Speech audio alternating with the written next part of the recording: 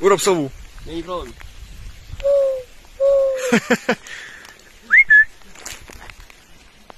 No, krásne nám padá. Dážď nás oblieva, ale máme tu lamy. Asi tak vyzerajú, také malé lámky. Tu sa prší. Dneska bude pršať asi celý deň. Tak sa učíme robiť sovu a rôzne zvuky. Lebo máme voľné ruky.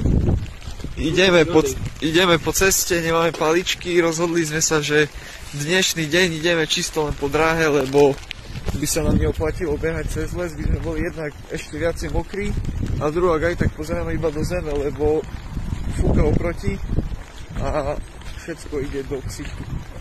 Ale nejdeme iba celý čas po drahe, zhruba 7 km pojeme aj po lese.